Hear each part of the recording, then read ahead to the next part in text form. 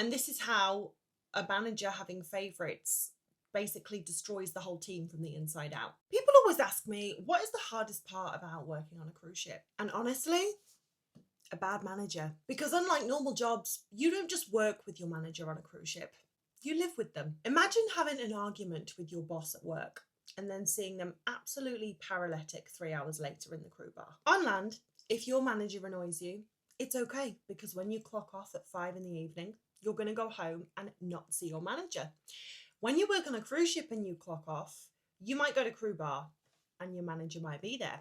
You might walk to your cabin and your manager's cabin is opposite or almost opposite your cabin. If you decide to go to the games room or go to back deck or go to the theatre, your manager might be there. Same ship, same corridors, same crew bar, same cafeteria, same gossip circles. So while on land, if your manager annoys you, it's okay because you can go home and watch Netflix. On a cruise ship, you finish work, you go to crew bar with all your friends, but your manager's next to you ordering tequila shots. And this is, I'm not going to say great, but this is okay if your manager is a nice person and you get on with them. But that's not always the case. Now, for those of you who might not be aware, cruise ships are split up into many different departments. So firstly, you have the marine department and the hotel department.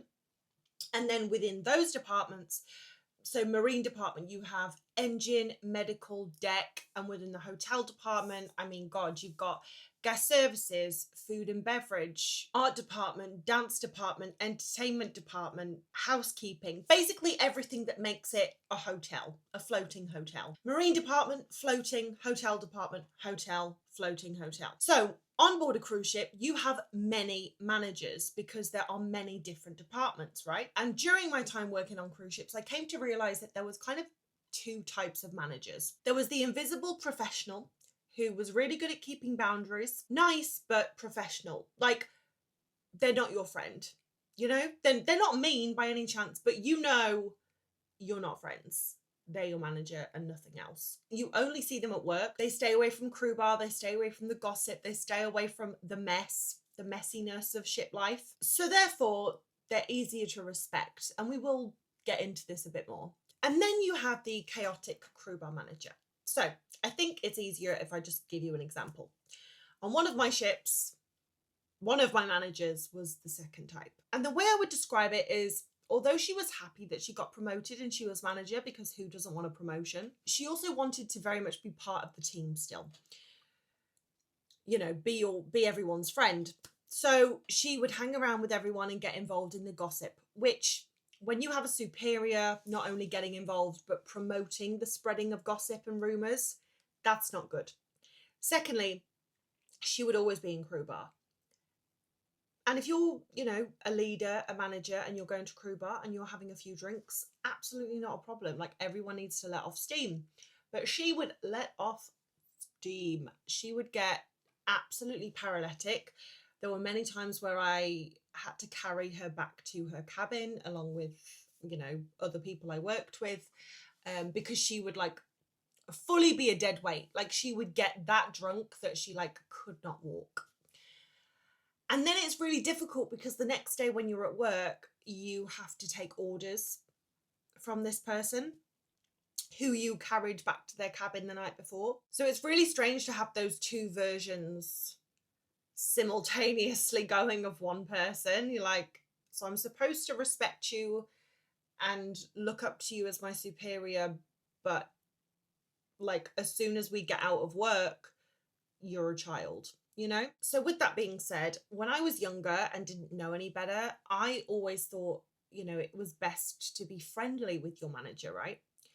But then, having just mentioned those two types of managers, the professional and the crew bar mess, it's 100% better to not be friends with your manager, but have respect for them. Like, 100%. Obviously, you don't want a manager who's an asshole, but if they're professional and they're nice, that's actually all you can ask for, especially on a cruise ship. And straight after having my messy crew bar manager, the person who replaced her was the complete opposite and was the first type of manager who stayed away from gossip, stayed away from the crew bar, you know, just kept herself extremely professional, and the team dynamic was so much better just because of one person. And it is amazing how much a difference one person can make in a cruise ship team, in any team, but especially on a cruise ship, right? Because you don't only work with them, you live with them. Now, another reason why this changed the team dynamic so much is because the messy crew bar manager, because they want to be friends with everyone, they have favorites, right? Favoritism in a team is just like the death of any camaraderie, right? Because especially when it's overt. So like my messy manager would have her friends, and the people that she really liked were obviously her favorites. So she would give them sales that they did not deserve if we're basing it on professionalism. But just because they were friendly, they got all the good sales and all the good target things and everything like that. So what happens then is all the people in the team who are actually pulling their weight and are good at their job, but are not being recognized for being good at their job because they're not best buddies with the manager, they stop trying.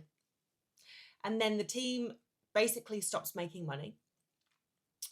So we stop hitting target. So everybody stops making commission, right? And this is how a manager having favorites basically destroys the whole team from the inside out. But then when you have the first type of manager who is completely professional, and if you're their favorite, you're only their favorite because you're the best at your job, suddenly everyone who deserves to be rewarded for the effort they're putting in is rewarded. So everyone tries harder at work, we're making more money, and therefore everyone's making more commission, so everyone's happy. And also because there isn't these like undeserved favoritism clicks going on, that isn't a sentence anyway, there's no like resentment or bitchiness in the team. And I don't know, I just always find it fascinating how like one person can make such a massive difference in a team dynamic. So it really is true what they say, like everything filters down. So if you've got a bad manager, you're going to have a bad team because of how I've just described. Good manager, good team. If you've got a good team, work is great. I've spoke about it before. Virgin Voyages was my favorite, and it was because we had good management and we had a good team. So it didn't feel like I was going to work. It felt like I was just going to hang out with all of my friends, which is such an amazing way to look at going to work, right? And then something else to be aware of with cruise ships and managers is people are always disembarking and embarking on cruise ships. Everyone starts and finishes their contract at different times. Now, when it comes to management, every manager likes things done a certain way. So I've spoke about it before, but on my first contract with the onboard spa, it was a 10-month contract in which I had 9 managers. Yeah, I know. Which meant that basically every month there was a new manager, so everything had to be done differently, which was exhausting because you just get used to doing things a certain way. And then a new manager comes on board and they're like, no, I don't want it done that way. I want it done this way. And you're like, but I've just learnt to do it this way. But this is why cruise ships is amazing for getting you to practice adaptation. So like now I'm in my 30s and living on land, and I'm very good at being the person I need to be for the situation I'm in. And I do think that comes from having worked on cruise ships and constantly just having to change things slightly for the person that's managing me. Like obviously I'm still myself, but like I'm quick off the mark with making changes if someone wants something done differently, you know? But if you've never experienced this before, it's quite a shock to the system, because like I've spoke to people who have gone on cruise ships after working in a job for 10 years and having the same manager for 10 years. And they're like, oh my gosh, I had the same manager for 10 years. I did things the same way for 10 years. And now I'm on cruise ships, and every few months I'm having to completely change the way I approach things. I mean, it's good for the mind. It's good for the cognitive ability, but it is tiring. It is exhausting because you never get to, I guess, cement yourself in some sort of like routine or comfort zone. It does add to the contract being tiring. And this is something that everyone's aware of, right? Everyone knows that working on a cruise ship is knackering. You're working long hours. You're in a different destination every day. Like, it's the most amazing thing you will ever do. Like, best thing ever, but it's tiring, you know, and those two things can both be true. Now, what is also true is cruise ships are kind of a love-hate situation. I went on cruise ships and obviously ended up loving it. Loving it. Best decision I ever made. And many people do. But there are people that go on board cruise ships and they're like, absolutely not. This isn't for me. Don't like it. Which, again, is fair enough.